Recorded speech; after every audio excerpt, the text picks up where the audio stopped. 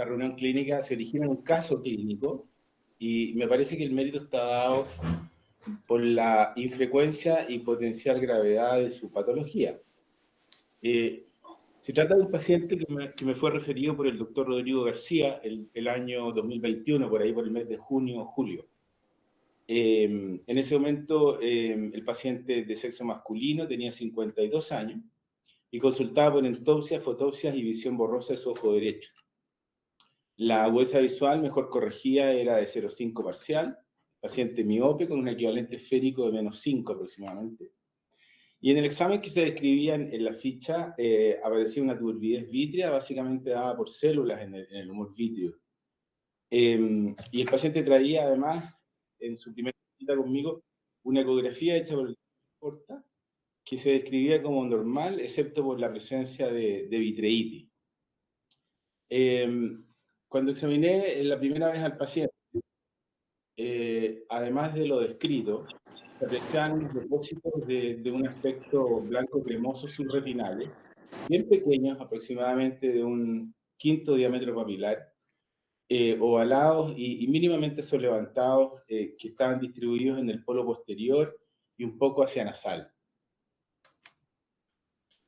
Esto es un recordelis para las personas que están menos familiarizadas con las uveitis. Hay un grupo de expertos que el año 2005 estableció lo que se llamaron el criterio SUN, Standardization of Uveitis Nomenclature, que definió como los criterios o los parámetros que debían ser considerados para definir las uveitis como entidades específicas, anteriores, intermedias o posteriores. Y con respecto a la uveitis intermedia, la definición que está en los textos señala que se habla de uveitis intermedia cuando la inflamación se sitúa principalmente en el cuerpo vítreo, originándose o viniendo tomando su origen en la parte plana, en la parte periférica de la retina o en la parte posterior del cuerpo ciliar. Este mismo grupo de expertos, además, incluye en la definición anatómica ciertos otros elementos que la caracterizan, como por ejemplo si el inicio es agudo, insidioso, si su evolución es aguda crónica, si es recurrente, etc. Y con ello se termina de completar una entidad en particular. Tomando en cuenta estos criterios, a mí me pareció que se trataba entonces de una uveitis intermedia. El paciente no era muy claro en cuanto al inicio de los síntomas, probablemente 2 o 3 meses, podríamos decir que había sido entonces un inicio insidioso de una uveitis intermedia unilateral. Se trataba de un paciente de sexo masculino, abogado, que había sido sacerdote, casado y sin hijos. Cuando uno va a los textos, bueno, depende del autor, porque hay algunos que consideran unas patologías, otros que no las incluyen, varían un poco, pero aquí hice una síntesis del listado de lo que se considera habitualmente dentro del diagnóstico diferencial de una uveitis intermedia. Está la pars planitis, que en la literatura y en los expertos se discute si es una entidad distinta, única, o simplemente se trata de un cuadro cuya manifestaciones más intensa, y por eso están los snowball, los snowparty, la periferitis venosa en la periferia retinal. Están las uveitis intermedias, idiopáticas o asociadas a enfermedades autoinmunes, como la artritis reumatoide juvenil, la sarcoidosis, la esclerosis múltiple, la LUES, la enfermedad de Hansen o lepra, la uveitis intermedia por un retrovirus que se llama HTLV, la tuberculosis, la enfermedad de Ills, el Behçet, el Behçet, el Whipple, el virus del SIDA y el linfoma. Ese es más o menos el listado de patologías que pueden debutar o que se describen que pudieran dar una uveitis intermedia.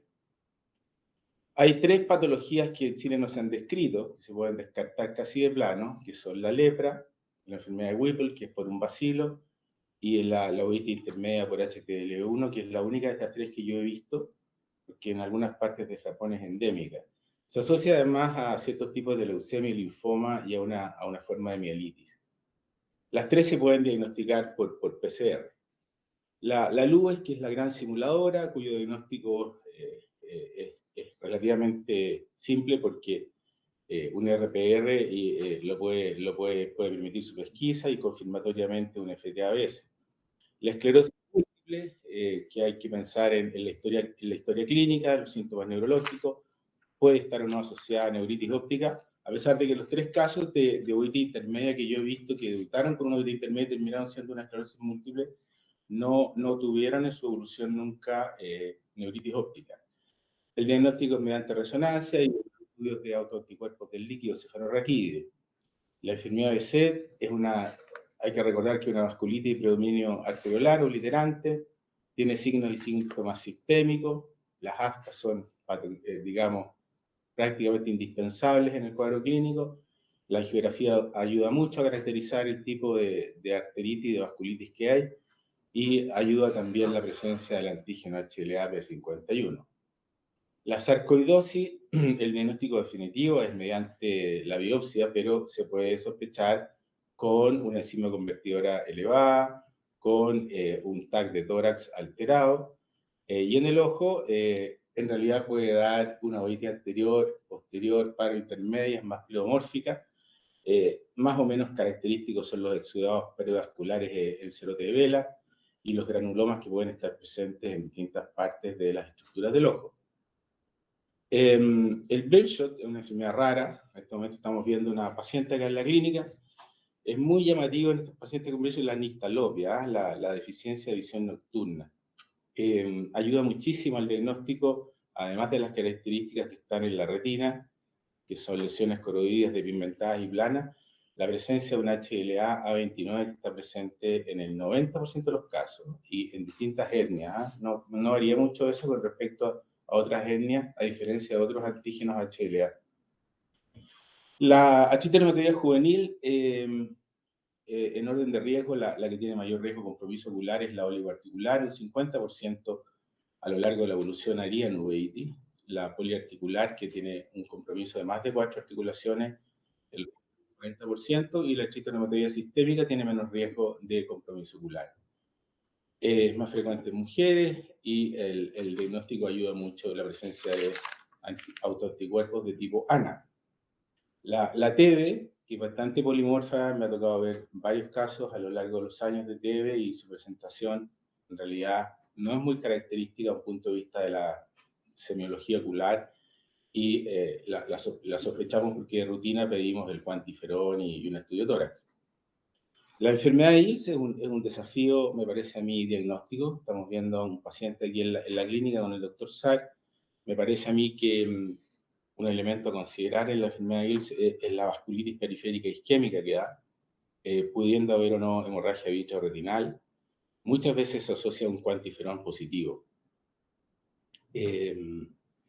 Por último, el HIV, particularmente en la época en que estamos viviendo, donde está disponible la triterapia, en los pacientes que están muy inmunosuprimidos y que parten con tratamiento, se ha descrito y hemos visto una otitis intermedia de recuperación inmune. Y por último, el linfoma, dentro del diagnóstico diferencial, que se conoce en la literatura como linfoma del sistema nervioso central. Es el nombre que recibe la entidad. Aproximadamente un 3% de las neoplasias primarias del sistema nervioso central son por linfoma, un 95% son de células B, grandes y difusas. Característicamente se presenta a partir de los 50 años. En un 50-75% son de localización única, excepto el inmunosuprimido. Y un 15 un 25% tendrían compromiso ocular al momento del diagnóstico. Mientras que al revés, un 10% de los casos pueden tener solo compromiso ocular sin compromiso del sistema nervioso central al momento del debut. Los síntomas del linfoma primario del sistema nervioso central son compromiso cognitivo, signos focales, hipertensión intracraneana, ninguno de los cuales estaban presentes en el caso clínico que estamos presentando. Y los síntomas oculares, visión borrosa, disminución de bolsa visual, entopsia, que sí estaban presentes en este caso. Los exámenes que le solicitamos al paciente mostraron un hemograma, perfil, exámenes generales, todos negativos, excepto un cuantiferón que salió positivo y una resonancia magnética de cerebro que mostró lesiones cerebrales en el hemisferio temporal, que son las que están aquí, ilustradas. y que dieron motivo a que en conjunto con neurología y neurocirugía se decidió ir primero a hacer una biopsia de la lesión del sistema nervioso central, más los estudios correspondientes que fuera pertinente hacer de acuerdo al resultado de la biopsia, y luego ir a una vitrectomía diagnóstica. Eso fue lo que se hizo con este paciente. La biopsia mostró que se trataba de un tumor maligno de células B. Adicionalmente se hizo una inmunohistoquímica para una caracterización y mostró que estas células expresaban el receptor CD20-CD19. Posterior a esa biopsia cerebral, fuimos a hacer la vitrectomía. Más que vitrectomía, fuimos a tomar una muestra vítrea que la hizo el doctor Jorge Sarr, en la cual teníamos que saber qué es lo que había que buscar. Y para este fin, seguimos el protocolo y los criterios diagnósticos que se emplean en la Universidad de Tokio. Ellos en realidad tienen bastante implementado tanto la metodología diagnóstica como el protocolo terapéutico. Ellos realizan una muestra vítrea generosa, no menos de 3 ml, con lo cual tienen un volumen de muestra para realizar todo el estudio que se describe en esta diapositiva. Un frotis para citología que no tiene un rendimiento muy alto. Luego, la relación entre interleuquina 10 e interleuquina 6, que se hace mediante un test de ELISA, está elevada. Y este test, en la experiencia de ellos, es el test que aislado les da mayor sensibilidad y especificidad diagnóstica, alrededor de un 90% de positividad para los casos de linfoma. Ninguno de los dos, ni la citología, ni este test, nosotros en Chile lo podemos hacer porque no están montados. Luego ellos también pueden hacer el reordenamiento del gen de cadenas de inmunoglobulina H.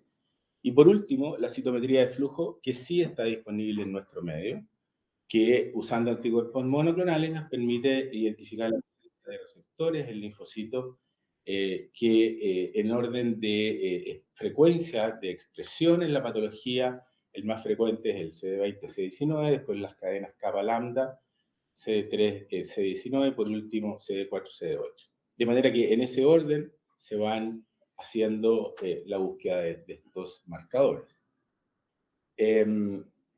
Una vez que el doctor Sarr nos proporcionó la muestra de humor vítreo, la enviamos al laboratorio de la Universidad Católica de Citometría de Flujo, quien nos mostró la presencia de receptores CD20, CD19 en linfocitos del humor vítreo de este paciente. Adicionalmente, en oncología se le hizo un PET que no mostró otras localizaciones.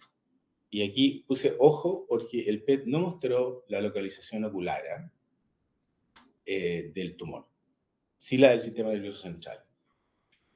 Los tratamientos usados para el linfoma ocular que se describen en la literatura son la radioterapia, que en la actualidad no está en desuso, la quimioterapia sistémica, que por sí sola tendría el riesgo respecto de la localización ocular, si no fuera tratada, riesgo de recurrencia ocular, el metotrexato intravitro y el rituximab intravitro, que es un anticuerpo monoclonal específico para células B.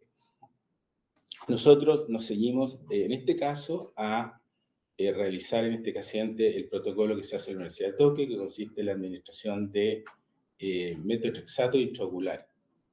En manos de ellos, en la experiencia de la población de ellos tienen una remisión clínica, que es desaparición de células vítreas y lesiones retinales, al cabo de 6,4 más menos 3,4 inyecciones y en un 95% de los casos al cabo de 13 inyecciones. Y en Japón se considera a esta terapia la terapia intraocular de primera línea. En este caso específico, el paciente entonces inició quimioterapia, con lo cual fue afortunado en obtener una inducción de la remisión de su enfermedad. Y estando en remisión completa, se hizo un trasplante de médula ósea. En cuanto al ojo, hecho el diagnóstico, iniciamos en conjunto con los oncólogos que estaban haciendo su tratamiento sistémico, iniciamos el tratamiento intraocular con el protocolo que señalé, que consistió en metotrexato intravitrio, la misma técnica que usamos rutinariamente para la Avastin, Eylea, etc.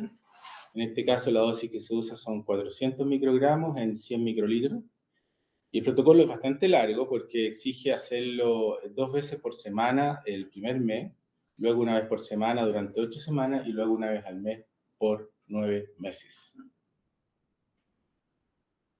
El último control de este paciente fue hace unos meses, en enero. El paciente lo operamos de catarata. En el transcurso de la evolución de su enfermedad, la agudeza visual era de 0,2, no había evidencia de enfermedad ocular, están en control por oncología, libre de linfoma y con una hipergamma globulina que está siendo tratada por los oncólogos y trabaja y hace una vida normal.